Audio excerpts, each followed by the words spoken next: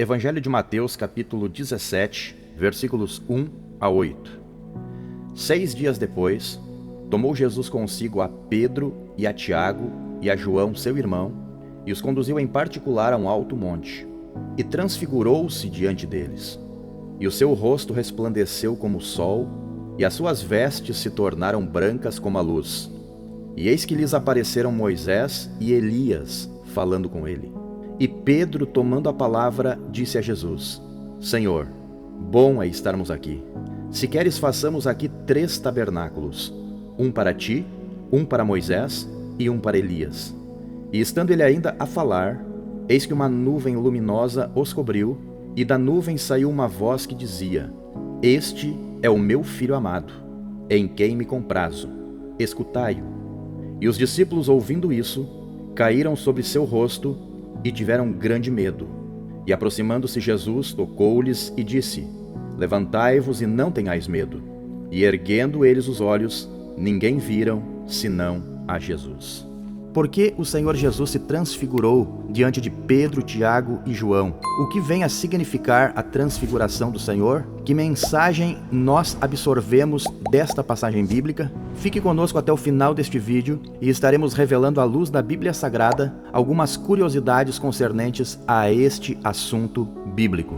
Depois que a semana passara, Jesus subiu com Pedro, Tiago e João a uma alta montanha, onde estariam razoavelmente a salvo de qualquer intromissão humana.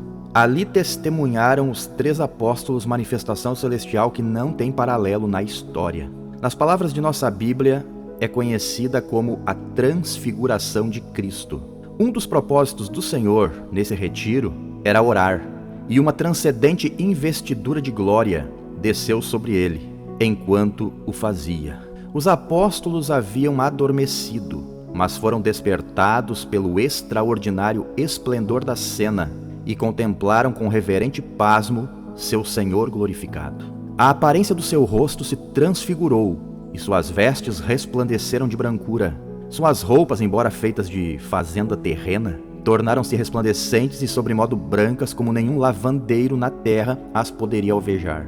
E o seu rosto resplandecia como o sol. Assim ficou Jesus transfigurado diante das 3 testemunhas privilegiadas. Com ele conversavam 2 outros personagens, também em estado glorificado. Estes, como descobriram os apóstolos por meio não especificados, embora provavelmente o tenham percebido pela conversa que se desenrolava, eram Moisés e Elias. E o assunto de sua conferência com Jesus era sua morte, a qual havia de cumprir-se em Jerusalém. Quando os profetas visitantes se preparavam para partir, Pedro disse a Jesus: Mestre, bom é estarmos aqui. Se queres, façamos aqui 3 tabernáculos, um para ti, um para Moisés e um para Elias, não sabendo, porém, o que ele dizia. Indubitavelmente, Pedro e os apóstolos, seus companheiros, estavam perplexos, aterrados mesmo, e tal estado pôde explicar a sugestão a respeito dos 3 tabernáculos, pois não sabia o que dizer. Entretanto, embora seu comentário pareça confuso e obscuro, torna-se um pouco mais claro quando nos lembramos de que, na festa anual dos tabernáculos, era costume erigir-se um pequeno caramanchão ou tenda de galhos de árvores entrelaçados para cada devoto individual no qual ele pudesse isolar-se para orar. Se existia um propósito na proposta de Pedro, parece ter sido o de retardar a partida dos visitantes. A sublime e majestosa solenidade da ocasião ainda não atingira seu ponto culminante. Enquanto falava Pedro, uma nuvem luminosa os cobriu. E da nuvem saiu uma voz que dizia: Este é meu Filho amado, em quem me comprazo, escutai-o. Era Elohim, o Pai eterno, que se manifestava.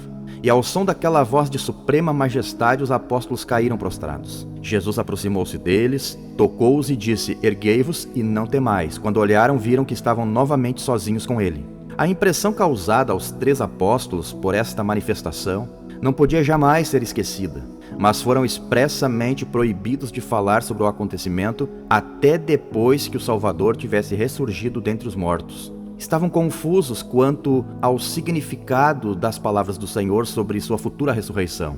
Haviam ouvido com grande pesar e relutantemente começavam a compreender que era imprescindível que seu amado mestre padecesse muito e fosse rejeitado pelos anciãos e príncipes dos sacerdotes e pelos escribas, e que fosse morto. Isso lhes havia sido declarado antes em linguagem destituída de ambiguidade, e que não dava margem a qualquer interpretação figurativa. E com igual clareza fora-lhes dito que Jesus se ergueria novamente. Mas esta última eventualidade compreendiam apenas de modo vago. A repetição de tais ensinamentos naquela ocasião não parece ter proporcionado aos três qualquer esclarecimento adicional a respeito da ressurreição do Senhor. Pareciam não possuir uma concepção definida sobre o que significava uma ressurreição. E eles retiveram o caso entre si, perguntando uns aos outros que seria aquilo ressuscitar dentre os mortos. A recomendação do Senhor de que até que ele ressuscitasse dentre os mortos não deveriam contar a ninguém suas experiências no monte, proibia-os de relatar o acontecido até mesmo a seus companheiros de apostolado. Mais tarde, após a ascensão do Senhor à sua glória, Pedro prestou testemunho à igreja sobre a extraordinária visão.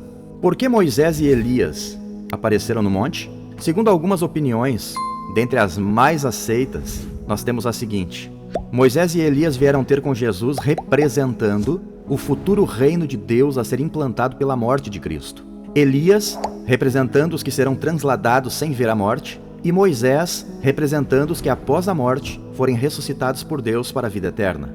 Lemos em 1 Tessalonicenses 4, 16 e 17.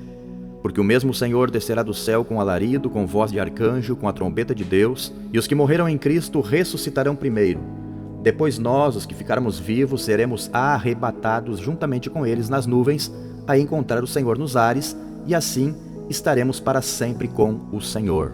Mas qual foi o propósito da transfiguração? Além de serem testemunhas confiáveis, a transfiguração serviu para confirmar a identidade de Jesus como Filho de Deus e antecipar a ressurreição, fortalecendo a compreensão dos discípulos sobre a missão de Jesus na terra. A transfiguração foi um sinal que Jesus iria ressuscitar. A transfiguração foi temporária, mas na ressurreição a transformação seria permanente. Jesus seria glorificado na ressurreição. E além disso, a transfiguração foi sinal da ressurreição dos mortos. Quando Jesus voltar, todos os salvos também receberão um novo corpo glorificado. Observe o que está escrito em 1 Coríntios 15, 53. Porque convém que isto que é corruptível se revista da incorruptibilidade, e isto que é mortal se revista da imortalidade. Aqui se refere ao momento tão esperado pelos fiéis, o arrebatamento da igreja. Moisés e Elias também representam a lei e os profetas. Tanto a lei como os profetas apontam para o Salvador que viria. Na verdade, a meta por excelência da lei e dos profetas é que o reino de Deus tem seu início em Jesus Cristo. Na transfiguração, Jesus revelou sua verdadeira glória. Ele não era apenas um homem, ele era o Filho de Deus, cheio de glória e autoridade. Observe o que Pedro relatou em sua segunda carta, capítulo 1, versículos 16 a 18. Porque não vos fizemos saber a virtude e a vinda de nosso Senhor Jesus Cristo, seguindo fábulas artificialmente compostas. Mas nós mesmos vimos a sua majestade, porquanto ele recebeu de Deus Pai honra e glória, quando da magnífica glória lhe foi dirigida a seguinte voz: Este é meu Filho amado, em quem me tenho comprazido. E ouvimos esta voz dirigida do céu, estando nós com ele no Monte Santo. Jesus revelou seu lado divino na transfiguração. A transfiguração também foi um sinal que Jesus iria ressuscitar. Observe o mesmo relato registrado pelo evangelista Lucas, no capítulo 9, versículo 30 e 31. E eis que estavam falando com ele 2 varões, que eram Moisés e Elias, os quais apareceram com glória e falavam da sua morte, a qual havia de cumprir-se em Jerusalém. Se você nos assistiu até aqui, se você gostou desta mensagem, se você achou que foi um assunto que trouxe esclarecimento, alguma dúvida que você tinha, quem sabe você ainda não é inscrito em nosso canal, inscreva-se, ative o sininho das notificações, também pode deixar o seu comentário, deixe o seu like, compartilhe esta mensagem com mais pessoas, para que desta forma possamos juntos disseminar, espalhar a palavra de Deus para mais pessoas. Que Deus abençoe grandemente a sua vida.